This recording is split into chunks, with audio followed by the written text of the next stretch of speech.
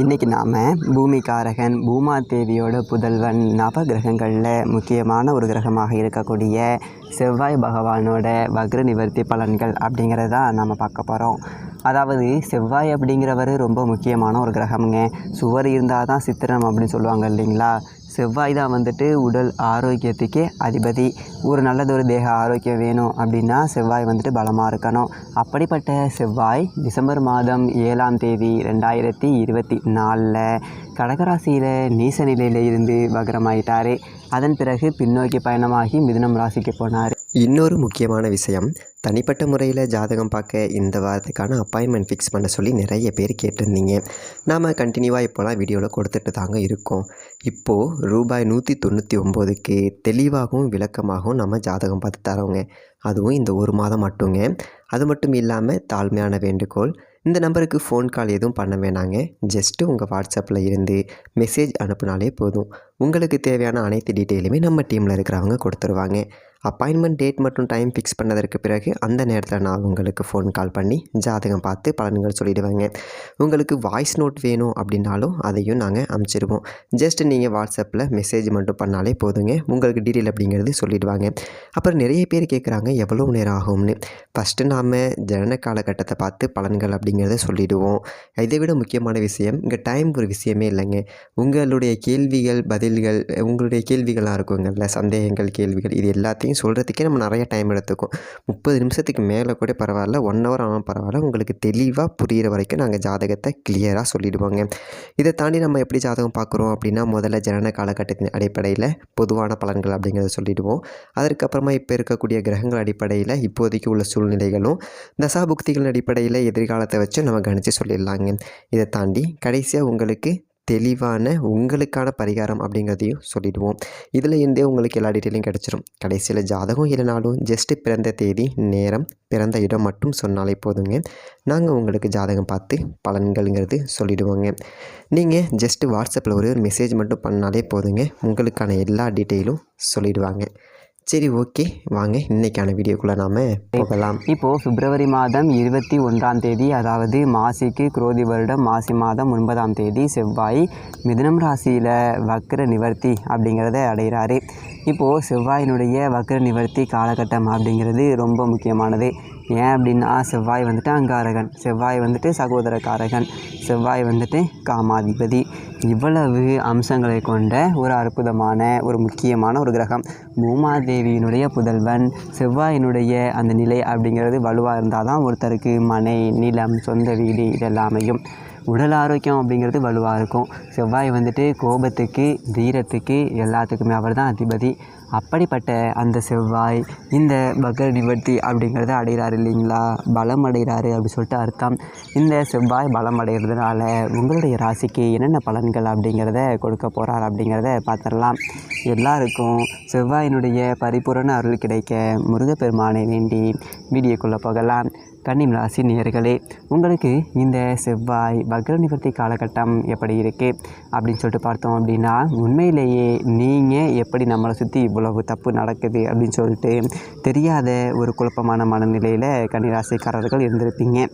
இது டிசம்பர் மாதத்தில் இருந்து இருந்திருக்கும். 2024 டிசம்பரில் செவ்வாய் வக்ரகதி அடைஞ்சார். இப்போது மாசி 9ஆம் தேதி வக்ர நிவர்த்தி அப்படிங்கிறத அடைய போகிறாரு. இந்த இடைப்பட்ட காலம் அப்படிங்கிறது உங்களை ரொம்ப சோதிச்சிருச்சு அப்படின்னு சொல்லலாம். குறிப்பாக பார்த்தீங்க அப்படின்னா, அண்ணன் தம்பிகளுக்குள்ள ஒரு ஒற்றுமை அப்படிங்கிறது இல்லை. ஊரே நம்மளை பார்த்து நல்ல பேர் சொல்லியிருப்பாங்க, இவங்க தான்ப்பா ஒற்றுமையாக இருக்காங்க அப்படின்னு சொல்லிட்டு. அந்தளவுக்கு ஒற்றுமையாக இருந்தீங்க. எவன் கண்ணு பட்டுச்சோ எப்படி பட்டுச்சோ தெரியலை. சகோதரர்களுக்குள்ள சின்ன சின்ன மன வருத்தம்.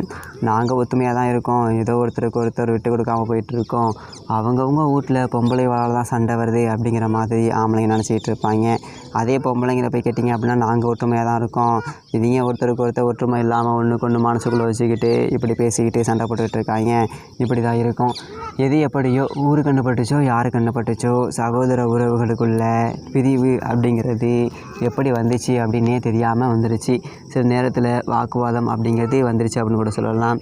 இந்த மாதிரி ஒரு முன்னோர்களோட சொத்தை பங்கீடு செய்யணும், அதில் ஏற்கனவே கொஞ்சம் பிரச்சனையாக இருக்குது, இப்போ போயிட்டு பாகப்பிரிவினை அப்படி செஞ்சுக்கிட்டு இதால் வேறு சண்டை வரதா, ஏன் போ அப்புறம் பார்த்துக்கலாம் அப்படிங்கிற ஒரு நிலைமையில் விட்டுட்டு போயிருந்திருப்பீங்க. அதே மாதிரி வண்டி வாகன பயணங்கள். ஒரு வண்டியை ஒன்று வச்சுருக்கேன், தூக்கி குப்பையில் போட்டு நடந்து கூட போகலான்னு இருக்கேன். இதுக்காக எங்கே போனாலும் இதை நம்பி போக முடியலை. போகிற இடத்துலலாம் செலவு வைக்கிது, பெட்ரோல் கொடுக்க மாட்டேங்குது, அங்கங்கே நின்று போகுது, 1000 2000 செலவு வைக்கிது. ஒரு கார் ஒன்று வச்சுருக்கேன், பேசாமல் வாடகை கார்லேயே போகலாம் போல். இதை வச்சுட்டு போனோம் அப்படின்னா 5000 10,000 செலவு வச்சிருது. இந்த மாதிரி பலவிதமான வாட்டங்கள் அப்படிங்கிறது இருந்திருக்கும். அந்த மாதிரி பார்த்திங்க அப்படின்னா விவசாயத்தில் நல்லதொரு விளைச்சல் இல்லை, நிலபுலம் சம்மந்தப்பட்ட ஒரு தொழில் கொஞ்சம் படுத்து கிடக்கு, ஃப்ளாட்டு போட்டால் விற்க முடியல, பூர்வீக சொத்தை விற்கலான்னு பல மாதமாக கொஞ்சம் செஞ்சுக்கிட்டு இருக்கேன், நடக்கவே இல்லை. எல்லாம் கைக்கூடி வர மாதிரி இருக்குது. ஆனால் கடைசி நேரத்தில் கை நழுவி போயிட்டுருக்கு. இப்படி தான் நிலை அப்படிங்கிறது இருந்துக்கிட்டு இருக்குது. இப்போது உங்கள் ராசிக்கு 3வது வீட்டுக்கு 8வது வீட்டுக்கும் அதிபதியான செவ்வாய் வக்ர நிவர்த்தி அப்படிங்கிறது அடைகிறாரு. எங்கே அடைகிறாரு அப்படின்னு பார்த்தீங்க அப்படின்னா தொழில் ஸ்தானத்தில், அதாவது மிதுனம் ராசியில் அவர் பலம் அடைகிறார். அப்படிங்கிறது ரொம்ப அற்புதமான ஒரு இடம். தொழில் ஸ்தானம் குறிப்பாக நிலம் சம்பந்தப்பட்ட தொழில்கள் எல்லாமே, நிலம் சம்பந்தப்பட்ட வேலைகள் எல்லாமே இதுக்கு மேலே ரொம்ப தடபுடலாக நடக்கும். நான் ஏற்கனவே சொன்ன மாதிரி பூர்வீக சொத்தை பாகம் பிரிச்சுக்க முடியலன்னு சொன்ன பார்த்தீங்களா, இப்போ பிரிச்சுக்கலாம். யாரும் சொந்த பந்தத்தை ஊரில் 4 பெரிய மனுஷங்களை வச்சுக்கிட்டு இந்த பாகம் உனக்கு, இந்த பாகம் உனக்குன்னு அண்ணன் தம்பிக்குள்ளே பங்காளிகளுக்குள்ளே சொத்தை பிரித்து அவங்கவுங்க பேரில் எழுதிக்கலாம். ஏற்கனவே அண்ணன் தம்பிகளுக்குள்ளே சின்ன சின்ன மன பிரச்சனை சங்கடங்கள் அப்படின்னு இருந்து சொன்னோம் பார்த்தீங்களா. இந்த ஒரு நேரத்தில் பாகம் பிரிக்கிறதான்னு யோசிச்சிங்கல்ல, இந்த பாகம் பிரிக்கிறதுனால எல்லோரும் ஒன்று குடிப்பீங்க. திடீர்னு பார்த்தீங்க அப்படின்னா என்னடா நமக்குள்ள இந்தா அப்படி சொல்லி நீ வச்சுக்கோ அப்படின்னு சொல்லிட்டு சகலமாக பார்த்துக்குங்க அப்படின்னா அண்ணன் தம்பி 5 6 பேர் இருந்தாலும் ஒருத்தருக்கு ஒருத்தர் விட்டு கொடுத்து 4 பேர் மிச்சக்கூடிய அளவுக்கு இது பண்ணிப்பீங்க. அப்போ தான் உங்களுக்கு தெரியும், பரவாயில்ல ஏதோ பிசிக்கலாக நினச்சோம் ஆனால் இன்னும் ஒற்றுமையாக தான் இருக்காங்க அப்படிங்கிற அளவுக்கு ஊருக்கு உங்களுடைய ஒற்றுமை அப்படிங்கிறத நிலைநாட்டக்கூடிய ஒரு நேரம் அப்படிங்கிறது வந்திருக்கு அப்படின்னு சொல்லிட்டு சொல்லலாம். அதே மாதிரி கடந்த காலகட்டத்தில் நஷ்டம் ஏதாவது அடைஞ்சிருந்தா இப்போ அதை சரி கட்டி விடலாம்.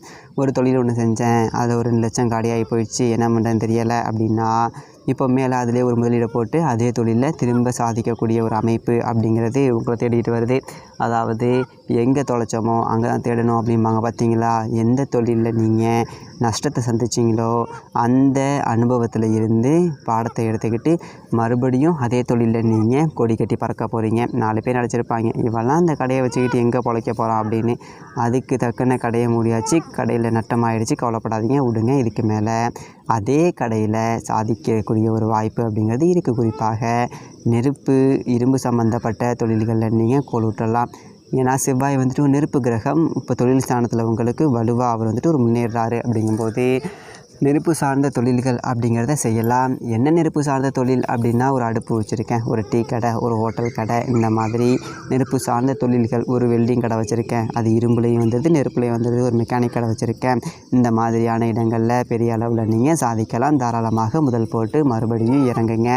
நீங்கள் ஜெயிக்கக்கூடிய ஒரு வாய்ப்பு அப்படிங்கிறது பரிபூரணமாக இருக்குது. அதில் எந்ததொரு மாற்றம் அப்படிங்கிறதும் இல்லை. அதே மாதிரி இடம் என்றைக்கோ வாங்கி போட்டிருந்துருப்பீங்க, அது எங்கே கிடக்குன்னு கூட தெரில, மறந்து போயிட்டேன் அப்படிங்கிற ஒரு நிலைமையில் இருந்த இடம் இன்றைக்கி பல மடங்கு விலை ஏறி இருக்கும். நம்மளை தேடியே வருவாங்க.